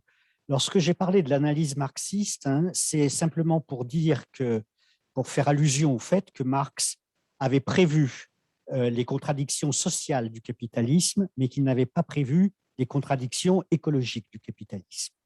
Ça, c'est uniquement, je veux rectifier parce que c'est extrêmement important. Marx était persuadé que les sociétés capitalistes seraient confrontées à tellement de contradictions sociales qu'elles s'effondreraient. Ça ne s'est pas passé, mais il avait complètement… Pas encore, en tout cas. Oui. Pas encore. Mais il avait complètement oublié les contradictions écologiques. Mais était-ce possible de penser aux contradictions écologiques à la fin du 19e siècle, alors qu'on était dans un capitalisme qui naissait? Bon, ça, c'est le premier point. Deuxième point, ce que je voudrais dire, et je rejoins un petit peu Mamba là-dessus, c'est que cette nouvelle génération d'entrepreneurs, l'entrepreneuriat social dont on a tant parlé ce matin et qui doit effectivement être… C'est là où quand même il faut un minimum de législation pour que ne soit pas donné un label d'entreprise sociale à n'importe qui. Il faut, comme on l'a fait en France, il y a un label ESUS qui est donné aux entreprises de capitaux, des SARL, voire même des SA, qui se revendiquent de l'économie sociale et solidaire, mais il faut qu'elles obéissent à un cahier des charges qui d'ailleurs n'est pas très contraignant. Il suffit d'être sur des champs d'activité sociaux et environnementaux, il faut faire de la lucrativité limitée, il faut faire de la gouvernance démocratique, ce qui là, en système capitaliste, n'est pas forcément évident.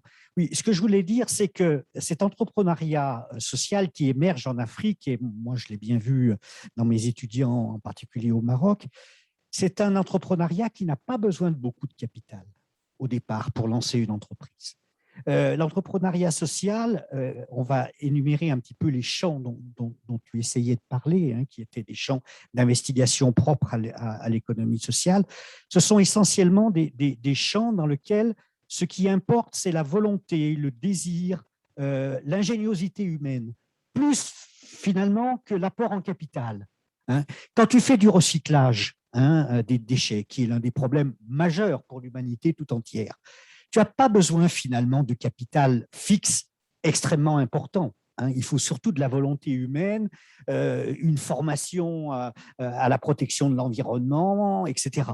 Quand tu fais du service à la personne, qui va être un des secteurs qui va exploser dans les années qui viennent, parce qu'on a de plus en plus de personnes âgées qui veulent rester à domicile, etc., il n'y a pas besoin non plus là de capital. C'est essentiellement le dévouement, la capacité d'un homme ou d'une femme d'apporter quelque chose à autrui. Donc, ce que je voulais dire, c'est que nous sortons un petit peu du système capitaliste au sens où ce système était basé sur une concentration du capital pour une autre forme d'économie dans laquelle le capital devient secondaire par rapport à la volonté et au génie humain, finalement, à la volonté humaine. Oui, mais est-ce que ça ne limite pas son champ en même temps? Non, parce qu'on voit bien que les grands secteurs qui vont se développer à l'heure actuelle, c'est premièrement le renouvellement complet de notre approvisionnement énergétique. Bon, donc là, il y a un champ pour l'économie sociale extrêmement important. Deuxièmement, l'un des secteurs qui va le plus se développer, et on voit bien les problèmes d'ailleurs que ça pose, y compris en France, c'est le problème des services à la personne et le problème de tout ce qui est le secteur sanitaire et social. enfin, c'est quand même pas un hasard si hier, il y avait des milliers de sages-femmes dans les rues. Hein. Ça prouve bien qu'il y a des besoins de population, hein, pour la population qui ne sont pas reconnus à l'heure actuelle et qui ne trouvent pas de réponse. Et je pourrais également ajouter l'éducation, je pourrais également ajouter un certain nombre de besoins fondamentaux qui ne sont pas actuellement satisfaits par le secteur public. Ensuite, tout ce qui est les coopératives. Hein. Moi, je crois beaucoup au modèle coopératif. Hein. Thomas Piketty, d'ailleurs, dans ses livres sur le changement, la transformation du capital, dit qu'il faut que l'on sorte d'un capital qui se reproduit par génération à génération, hein, de père en fils. Et l'une des portes qu'ouvre Piketty, c'est que ce capital ne soit plus réservé à une élite, mais soit largement diffusé dans la population. Et c'est le fondement même du mouvement coopératif, hein, c'est-à-dire que c'est une multitude de gens qui apportent leurs compétences ou leur capital, qui créent un capital de groupe. Alors, et en cela, en transférant le capital d'une propriété privée captée par une minorité à une propriété collective, mais venue des citoyens eux-mêmes, que l'on peut résoudre une partie du problème. Parce que la grande erreur des régimes qui ont essayé de transformer le capitalisme, c'est de transformer les outils de donner les outils de production à l'État. Hein, c'est l'erreur monumentale du régime soviétique. Et Piketty renoue finalement avec une vieille idée de la gauche autogestionnaire, hein, qui consiste à dire non, ce n'est pas à l'État qu'il faut remettre les moyens de production, c'est aux citoyens eux-mêmes pour qu'ils en deviennent propriétaires et qu'ils cassent donc comme cela la chaîne de reproduction du capital. Quatrième point que je voudrais dire, hein, je vais aller très très vite, hein, c'est qu'il me semble absolument indispensable, hein, et on en a eu des exemples aussi bien par Madame le ministre que par Sylvia, c'est Sylvie. Sylvie, c'est le lien entre formation et entrepreneuriat. Et je vais prendre l'exemple de l'université dans laquelle j'ai travaillé pendant quelques années, hein, qui est l'université Hassan II de Casablanca, qui est la plus grosse université du Maroc, hein, dans lequel nous avons, avec quelques amis, bâti un master d'économie sociale et solidaire et de microfinance, hein, parce que c'est très important la microfinance en Afrique. Et puis, il y a une tradition de microfinance en Afrique qui existe nulle part à travers le monde. Hein. Et merci d'aborder cette question, d'ailleurs, parce que plusieurs internautes avaient posé la question de la place de la microfinance dans le développement de l'économie sociale. C'est fondamental, hein, parce qu'effectivement, s'il y avait une banque coopérative capable de finalement irriguer ce réseau de jeunes entrepreneurs, le problème ne se poserait pas. Mais quand on regarde un petit peu comment a évolué le secteur bancaire coopératif en France, on peut logiquement se dire qu'il y a eu là des ratés. Hein, parce que, mis à part le crédit coopératif, qui reste effectivement très très proche de ses adhérents, quand on regarde l'empire bancaire qui est devenu le Crédit Agricole, on se demande encore en quoi c'est une banque coopérative qui répond à des valeurs édictées par la coopération. C'est un gigantesque holding financier, ni plus ni moins. Donc, il faut éviter, parce qu'on a donné ce matin peut-être une vision très idyllique de l'économie sociale. Il ne faut pas oublier que dans un certain nombre de pays, et nous, on n'y échappe pas, hein, il y a des dérives graves dans le monde de l'économie sociale. C'est-à-dire qu'il y a des mutuelles, il y a des coopératives qui sont gérées comme de véritables entreprises classiques. C'est pour ça que je disais que le problème de la gouvernance était un problème fondamental. Hein. Le risque de la loi Hamon. Non, ce n'est pas tellement le risque de la loi Hamon, parce que ces dérives, elles étaient apparues bien avant que la loi Hamon existe. La tendance à la concentration et au fait que vous grandissez trop vite fait que petit à petit, vous transférez la décision politique entre les mains de managers ou de technocrates. Hein. Et là, à partir de ce moment-là, ces technocrates, qui sont souvent issus des grandes écoles de formation, écoles de commerce, style, etc., ils oublient complètement les valeurs fondamentales de l'entreprise dans laquelle ils travaillent. Donc, il y a un travail à faire. Alors, pour revenir à mon université de Casa, parce que tu m'emmènes sur des chemins de traverse, là, comme dirait Cabrel, nous avons à l'intérieur de l'université installé installer une pépinière, une entreprise qui fait que certains et certaines de mes étudiantes sont passées directement du master à l'incubateur et ils ont été aidés dans leur projet. La moitié j'avais des promotions de 25 étudiants, essentiellement des filles d'ailleurs, mais enfin bon, tant mieux, après tout c'est un moyen d'émancipation des femmes que de travailler dans l'économie sociale. La moitié s'insérait dans des entreprises de l'économie sociale existantes qui ont besoin de cadres, qui ont besoin véritablement de gens compétents, et la moitié allait dans l'entrepreneuriat social. Et j'ai eu des projets d'entrepreneuriat social tout à fait intéressants dans l'économie circulaire, dans la mise en valeur des terroirs, dans le tourisme intégré, les dérives de l'économie sociale, j'en ai parlé. Voilà, Jean, je ne sais pas si j'ai répondu à toutes tes questions. Oui, il en reste beaucoup d'autres, des questions, bien entendu, mais je ne suis pas certain que nous pourrons les épuiser. D'ailleurs, je voudrais dire qu'il y a eu beaucoup de notes et de questions également qui ont été envoyées par les internautes. Je crois que le REFRES va garder ça précieusement, ainsi qu'un certain nombre d'adresses, d'ailleurs, qui ont été envoyées. J'ai vu passer, et donc de gens qui veulent être sans doute tenus au courant des différentes actions qui seront menées dans ce cadre-là. Est-ce que vous voulez ajouter autre chose, les panélistes, ou dans la salle, si vous aviez une intervention à faire, un mot à dire? Sinon, nous avons respecté l'horaire qui nous a été proposé. Je vous en remercie très vivement. Et je voudrais, si je ne me trompe pas, donner maintenant la parole aux gens du REFRES, et en particulier à Sylvie Pécoun, mais cette fois, non pas en tant qu'actrice, encore que, évidemment, on ne va pas couper son rôle comme en rondelle de saucisson, non pas seulement en tant qu'actrice de l'économie sociale et solidaire au Bénin, mais en tant que coprésidente du REFRES. OK, merci Jean. Tout ce qui a été dit est un débat vraiment, vraiment très intéressant. Et le REFRES est justement créé pour pouvoir travailler à la coopération, à valoriser les initiatives qui sont un peu partout en matière d'ESS. Vous avez compris avec ce débat très riche qu'il n'y a pas qu'un seul modèle d'économie sociale et solidaire.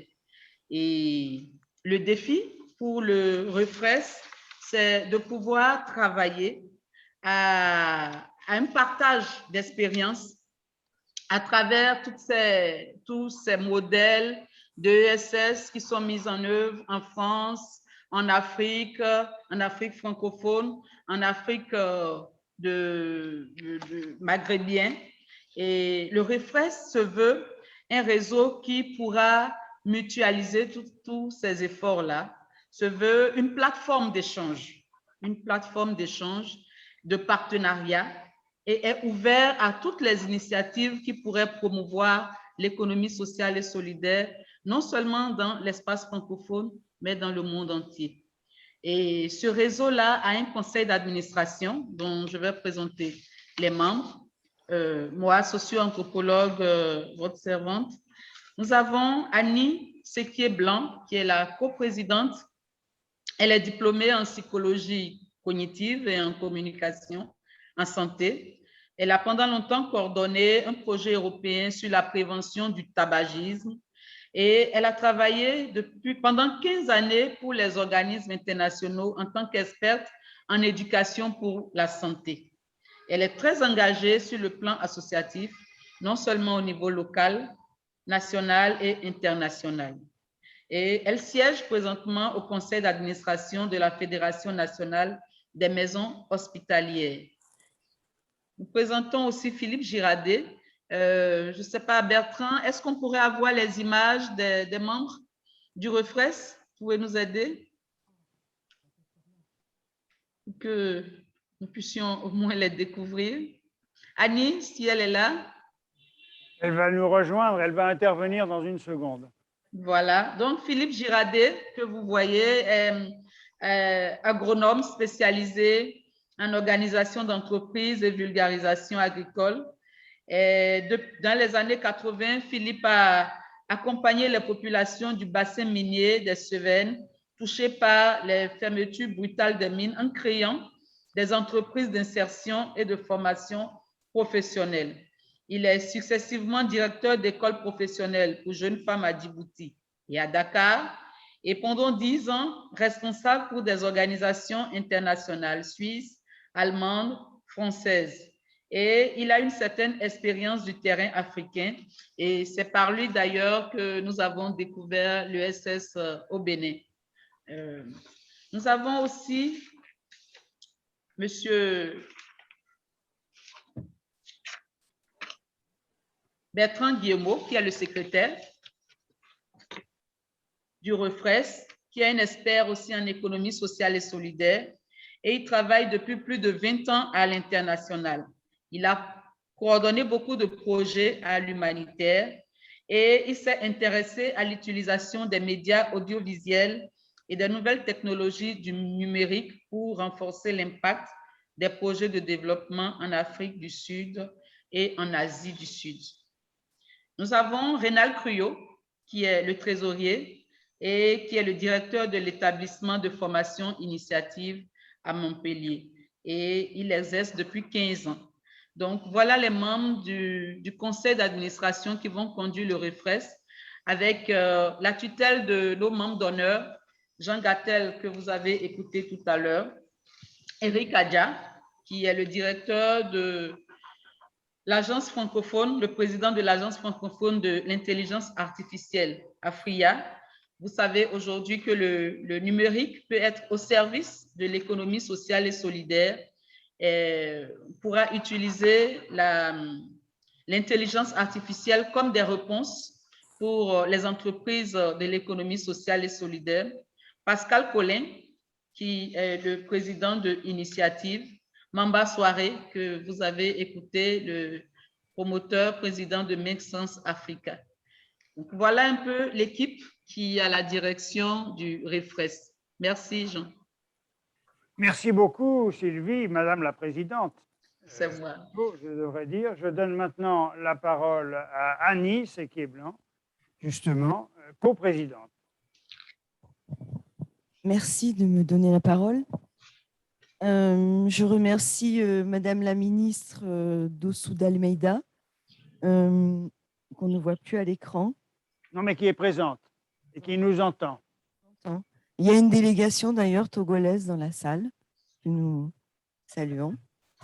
Monsieur le ministre et ami Jean Gattel, Sylvie, Bekoun, Favi, François Roux, mon ami qui est dans la brume de mon village natal, Vébron, Mamba Soirée, cher ami. Je remercie les membres d'honneur, donc Pascal Collin, Eric Adja, Jean Gattel et Mamba qui ont accepté d'être à nos côtés pour lancer ce nouveau réseau. Tous les membres du conseil d'administration qui viennent d'être cités par Sylvie et des remerciements particuliers à nos hôtes, l'ensemble de l'équipe d'initiative qui nous reçoit ici ce matin et qui a participé à ce que cet événement puisse se tenir ici dans ces locaux. Enfin, je vous remercie, vous tous qui êtes connectés ici ce matin. Et merci à toi, bien sûr, Jean, d'avoir accepté d'animer ce webinaire. Mon engagement personnel dans ce nouveau réseau en tant que coprésidente aux côtés de Sylvie Bekoun, je dirais notre engagement, parce que je suis la voix de l'ensemble du bureau, repose sur 2 grands axes. D'abord, la philosophie et l'éthique du REFRES, qui sont de placer nos échanges, notre aide au développement de l'ESS en Afrique dans le respect et la sauvegarde des solidarités existantes, des communautés, mais aussi dans le respect de la vitesse d'évolution. Il s'agit, parce que j'ai travaillé quand même quelques années, comme on l'a dit, en Afrique. Notre démarche est une démarche de co-construction. Le deuxième axe, c'est le périmètre que nous avons choisi, à savoir l'espace francophone. Nous voulons inscrire nos actions dans le cadre d'un vivre ensemble, un vivre en commun, dans le partage des valeurs humaines essentielles portées par la francophonie, telles que la solidarité, l'égalité femmes-hommes, les droits humains fondamentaux, comme l'a si bien rappelé François Roux, le droit à l'éducation, en particulier le droit pour les filles. Dans l'après-Covid, il est nécessaire de promouvoir la coopération en offrant des services de base d'une manière différente, comme tu l'as dit, Jean, en rétablissant et en créant des emplois grâce à des modèles d'organisation et de production divers et complémentaires. Le défi pour les réseaux d'économie sociale et solidaire, dont le REFRES, est de prouver, en cette période de crise humanitaire universelle sans précédent, que l'économie sociale et solidaire est le meilleur véhicule pour répondre aux préoccupations de la majeure partie des populations africaines, composées majoritairement de femmes et de jeunes. L'économie sociale et solidaire est un mécanisme unique qui offre un accès universel aux opportunités, à la protection et à l'émancipation. L'économie sociale et solidaire promeut la citoyenneté active, la démocratie participative et des systèmes d'économie pluralistes essentiels à nos yeux pour toucher les communautés les plus vulnérables. C'est dans cet esprit-là que nous nous engageons aujourd'hui. Je voudrais enfin me tourner vers l'avenir en vous invitant, tous ceux qui nous ont rejoints ce matin, à continuer ce débat, à nous faire connaître vos projets, vos besoins en formation, en accompagnement de projets pour que l'ESS se développe et se structure dans vos territoires. Pour cela, vous avez plusieurs possibilités qui s'offrent à vous, comme cela va peut-être s'afficher à l'écran, à travers notre réseau social Facebook. C'est @vivre ensemble, tout attaché, ESS, tout attaché. Notre site web, www.refres.fr, ou notre mail, info@refres.org.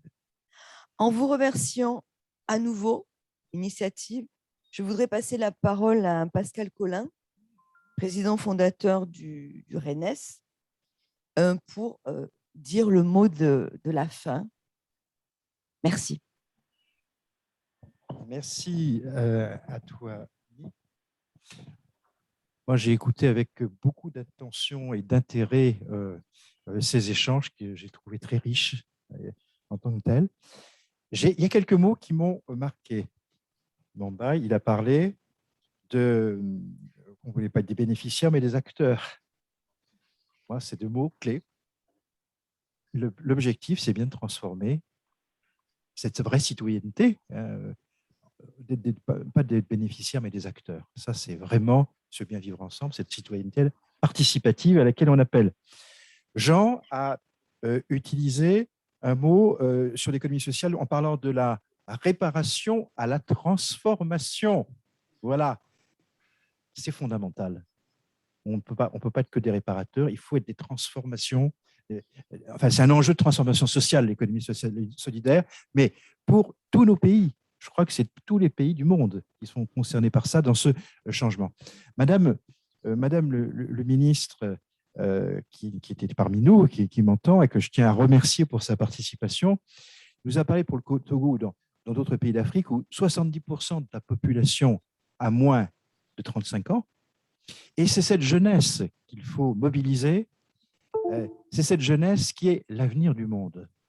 Donc c'est l'honneur des politiques, et on ne peut que se réjouir de voir qu'un certain nombre de responsables politiques s'investissent en Afrique et ailleurs pour faire bouger les choses.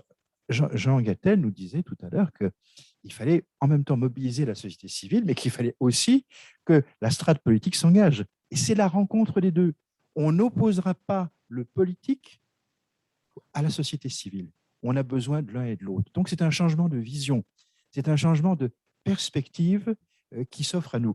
Moi, je crois beaucoup, j'avais écrit il y a de nombreuses années dans la presse, que ce qu'il nous fallait à côté du PIB, du produit intérieur brut, on voit qu'en France, on est à 15% dans le salariat, on était à 12 à l'époque quand j'avais écrit l'article, je lançais l'idée d'un produit intérieur de fraternité. C'est-à-dire qu'on ne peut pas simplement mesurer l'économie en termes de produit intérieur brut, mais aussi en termes de produit intérieur de fraternité. Ce qu'on appellera avoir du pif. Voilà. Donc, c'était ça. Et donc, je disais simplement un grand merci à tous les participantes et tous les participants, et ensemble, ayons du pif.